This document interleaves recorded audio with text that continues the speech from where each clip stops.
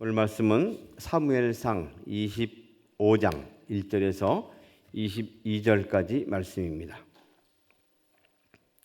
25장 1절에서 22절까지 말씀 제가 읽겠습니다. 사무엘이 죽음에 온 이스라엘 무리가 모여 그를 두고 슬피 울며 라마 그의 집에서 그를 장사한지라. 다윗이 일어나 바란 광야로 내려가니라. 마온에 한 사람이 있는데 그의 생업이 갈멜에 있고 심이 부하여 양이 3,000마리여 염소가 1,000마리이므로 그가 갈멜에서 그의 양털을 깎고 있었으니 그 사람의 이름은 나발이요 그의 아내의 이름은 아비갈이라. 그 여자는 총명하고 용모가 아름다우나 남자는 완고하고 행실이 악하며 그는 갈렙 족속이었더라. 다윗이 나발이 자기 양털 깎는다 함을 광야에서 들은지라.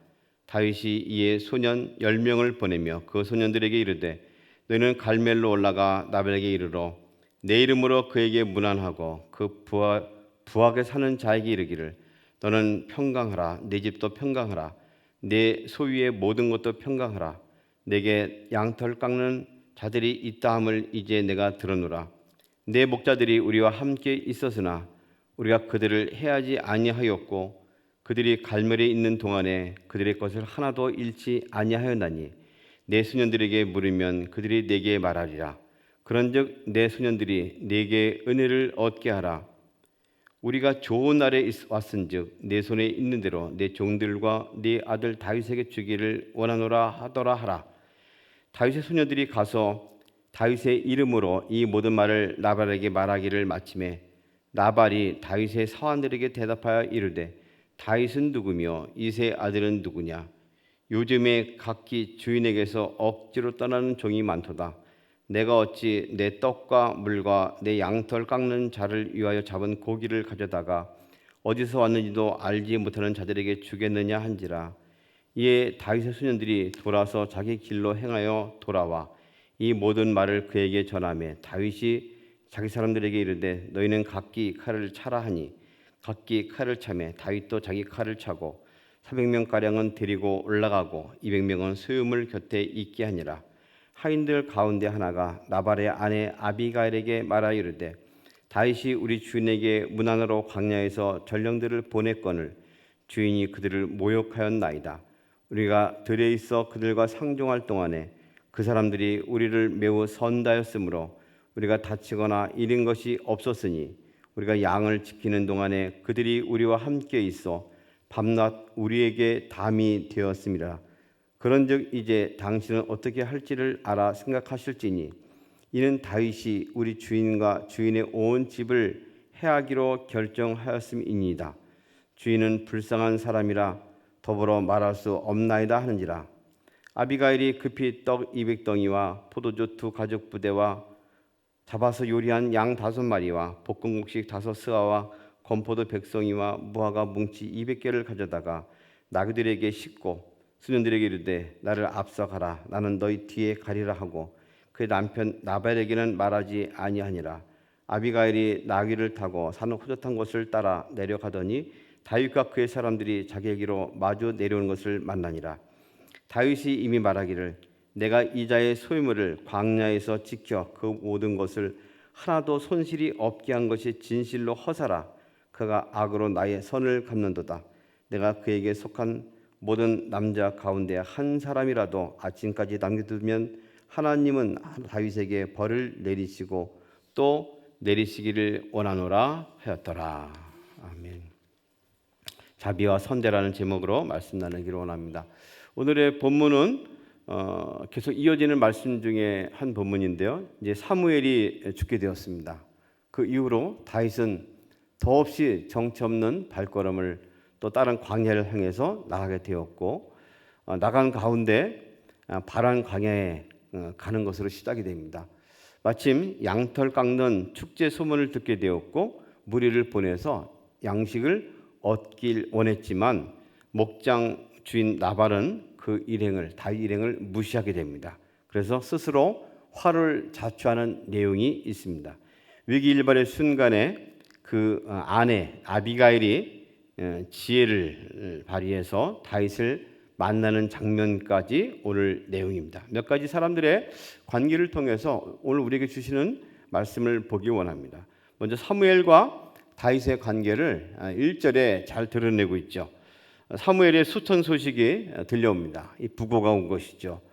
어린 시절 어느 아버지의 죽음을 경험한 자식은 그때를 회상하면서 하늘이 무너지는 경험을 했다. 하늘이 무너진 것 같았다라는 그런 얘기하는 것을 들었습니다. 사무엘의 죽음은 나라의 기둥이 무너진 것 같은 충격을 주었을 것이 분명합니다.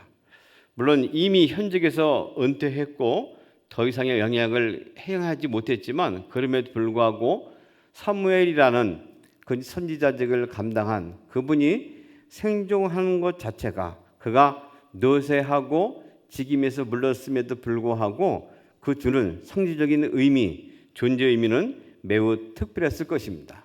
특별히 다윗에게 있어서 그 사무엘이 존재한 것은 큰 자기의 버팀목이 되었고 큰 힘이 되었을 것은 분명했습니다.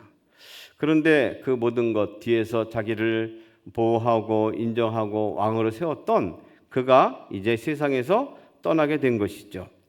어떤 사람을 위하여 계속 후견하고 기도하고 중보했던 한 사람이 사라지게 되면 그 허한 빈자리가 얼마나 크다 하는 것을 우리는 종종 느끼게 되는데 그 이상의 슬픔과 또 아픔을 느꼈을 것입니다.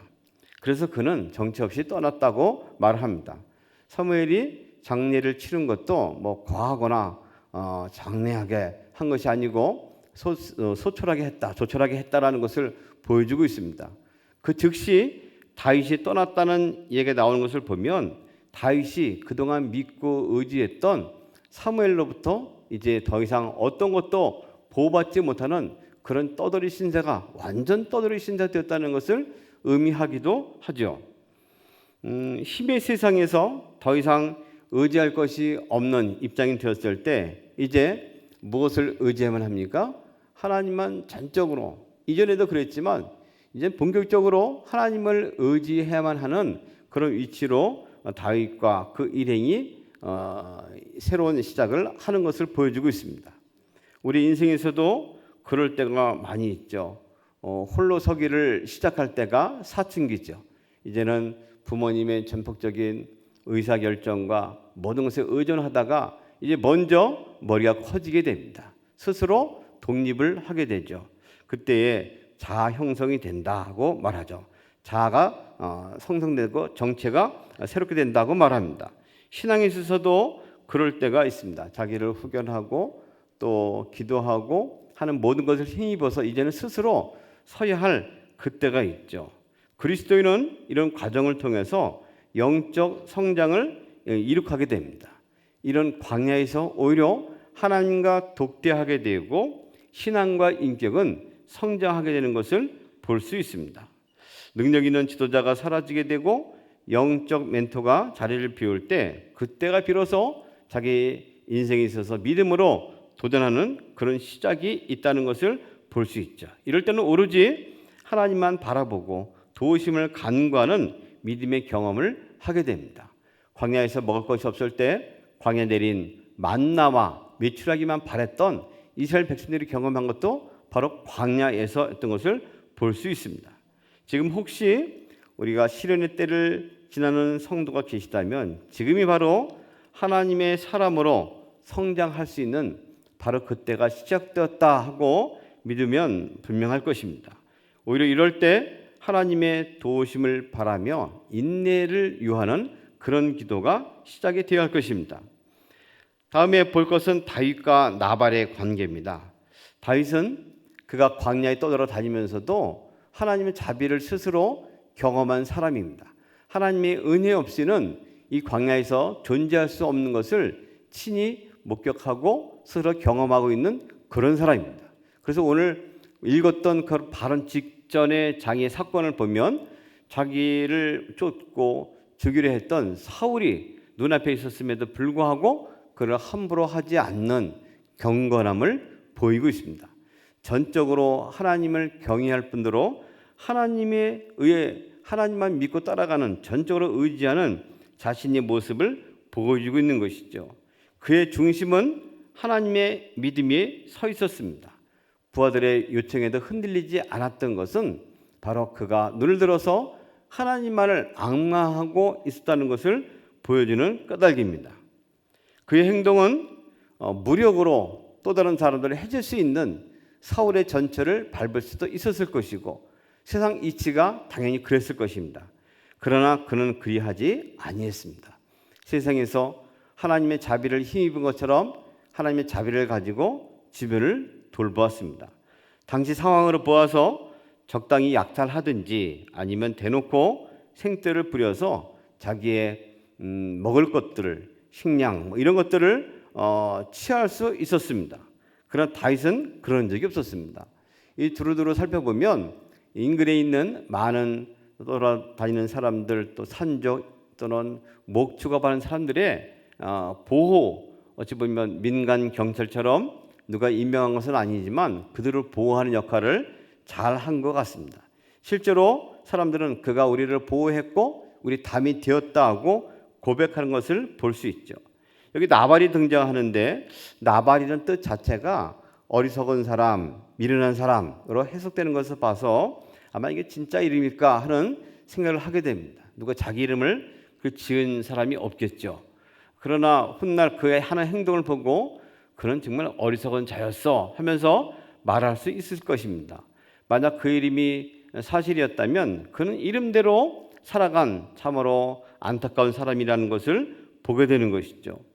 그 이름값을 해야 할 때 어떤 이름을 위해 사는 것인가 정말 중요합니다.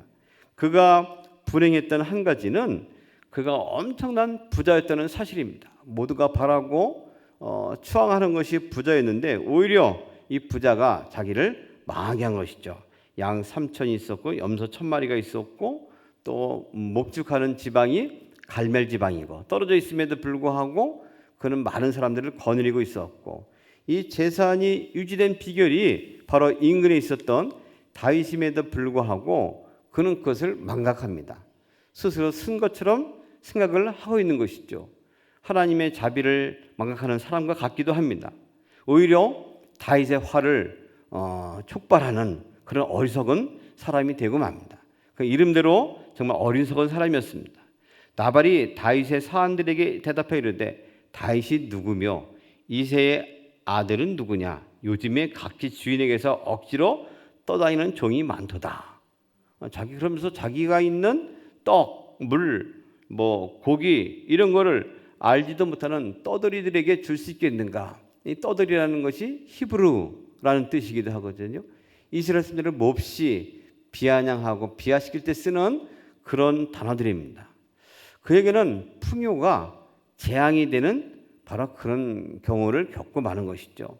때로 우리에게 있어서 건강이 축복이 아니고 죄의 근원이 되는 경우를 종종 보게 됩니다. 우리가 그토록 바라는 풍요가 하나의 신이 되어서 우리를 멸망에 빠뜨리는 길을 걷게 하는데 나발이 그 대표적인 모습을 보이고 있습니다. 종들조차도 그 주인을 신뢰하지 못하는 그런 사람입니다. 그 종들은 다른 성경에 보면 주인은 불쌍한 사람이라고 말하기도 하고 주인은 못된 사람이라고 평가하기도 합니다. 그 밑에서 녹을 먹으면서도 음식을 먹으면서도 좋지 않은 평가를 하고 있는 것이죠. 그는 칼찬 400명의 사람이 다가오고 있는 것도 꿈에도 생각하지 못하고 그 자기의 멸망을 자초하고 있습니다. 하나님의 자비로우심을 망각하면 사망의 그늘이 들여오는 것을 망각하게 되죠. 우리는 다윗의 삶처럼 자비를 베푸는 사람인지 아니면 자비를 망각하는 것인지 어떤 선택을 해야 할 것인지 선택의 기로에 서 있기도 합니다. 다윗을 통해서 하나님의 자비로우심을 발견하지만 나발을 보며 자비를 망각하고 하대하는 우리 인간의 근원적인 욕망을 보게 되는 것이죠.